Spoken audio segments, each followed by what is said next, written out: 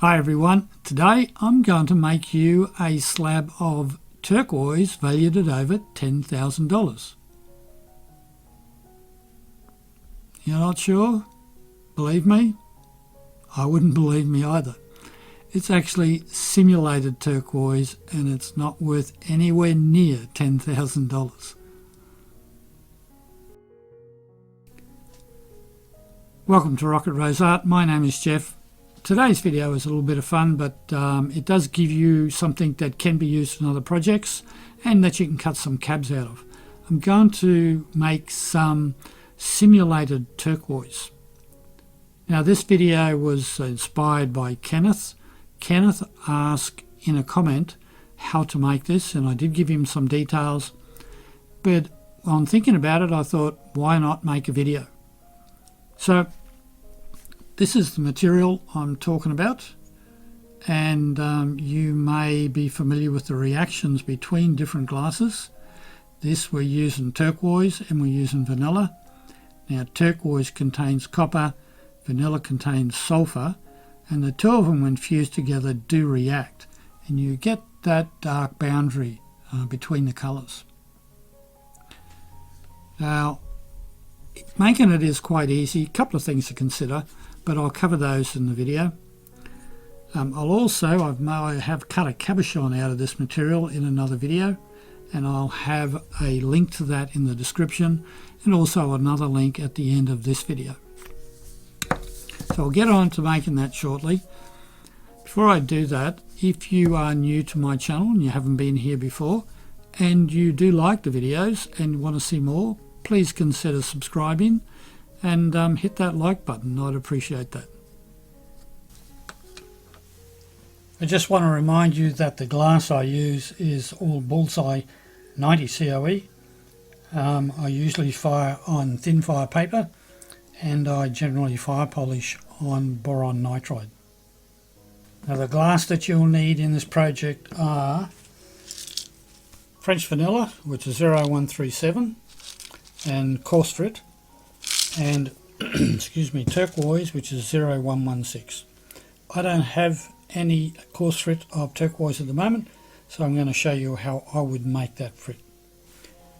The other thing you'll need in equipment is a pair of snips, and you also need some way to dam up the slab that you're going to make. Because I don't have any coarse turquoise, I'll just show you how I go about making some coarse turquoise. This process is fine for coarser frit, but won't give you fine frit. I'll just show you. All I do is I have a plastic container here. This is a cutting mat I'll put over the top, and these are just some scrap pieces that I got, which will be more than what we need. So all I do is I use my snippers and I snip off small pieces in here, just like that. Now normally I would have this further this way to stop any pieces bouncing out, but just to show you I've got it back a little bit further. Now the reason this is all plastic is the plastic tends to absorb the force of the pieces flying off, and they don't bounce around so much, so you get a lot less chance of it bouncing out the front here.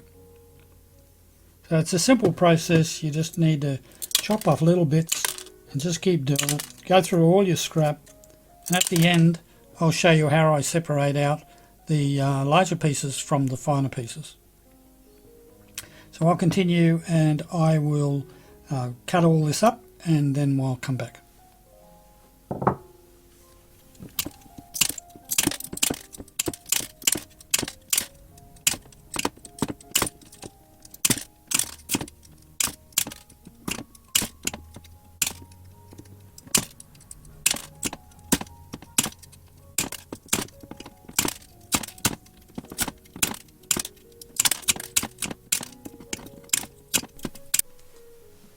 There is something that I do need to explain here, and it relates to the size of these pieces of turquoise that you use. If you use really small pieces of turquoise and around the same size as this coarse frit, you'll get a much more even mix of the turquoise and the frit in the final product. And what I mean by that is that where you see this sort of reaction going on here, try and get it a bit closer for you, you'll get much more of that type of pattern. And if you go too small, you don't want to go too small, because if you go too small, the reaction between them will just take over the whole pattern. So you need to have them big enough so that you see the colour of each individual piece as well as see the reaction between them. If you look at the back of that, there's a lot of turquoise. So the way that piece come about was, so I had a large piece of turquoise on the bottom, and then on the top I sprinkled over the vanilla. So if you want something that looks a bit more like veining, where there's large veins of turquoise, use larger pieces of turquoise in your slab. If you don't want that and you want something that looks a bit more like that, and yeah, maybe a bit more like this, then use smaller pieces of turquoise and vanilla together. Now, as far as separating out the larger pieces of frit from the smaller pieces, if you have a set of graduated sieves, and that is sieves with different sizes of mesh in them, then use that. But if you haven't got any of that and you've never done this before, this is just a kitchen sieve, stainless steel kitchen bowl, and all I do is I just put it through that. And that will separate those really fine bits out for me. Give it a bit of a shake.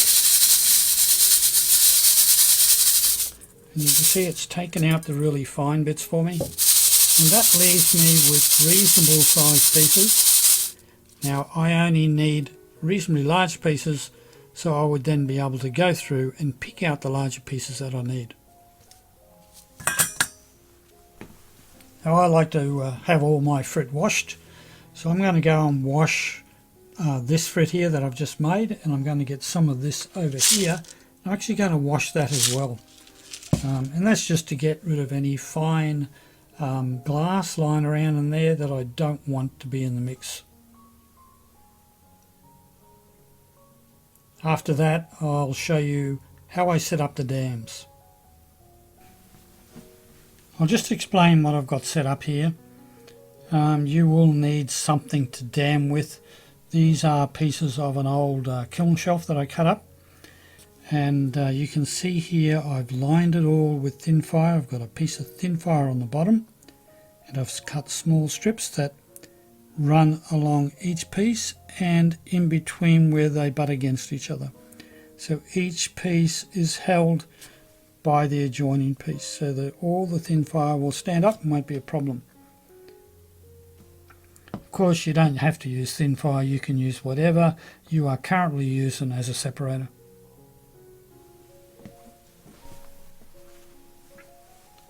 The goal here now is to fill this with a mix of our turquoise and the vanilla. I usually start with some turquoise, put a bit of vanilla in to sort of fill around the gaps, a bit more turquoise, and then top it off with a little bit more vanilla. Now, it's a bit of guesswork to know how much to put in. I just do it by eye. If you wanted to, you could work out by your dimensions, and I think it's 3.5 grams per cubic centimetre for bullseye. You could work out the weight that you would require to get it as thick as you require. For me, I just do it by eye. So I'll do that now. It takes a little while to muck around, so I'll do that now, and then we'll get it in the kiln.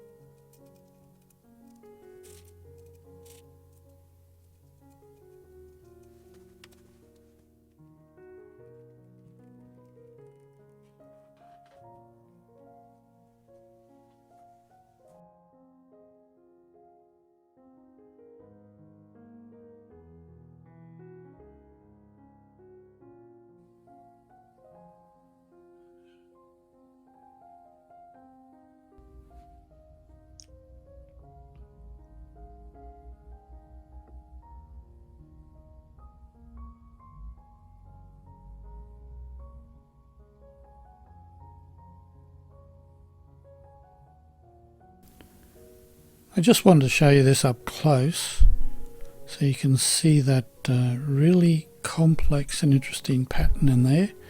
That's basically the vanilla reacting, and it bleeds into the vanilla. Every one of these is different. Always a surprise. On the back you can see that there is more turquoise, simply because I set the turquoise on the shelf.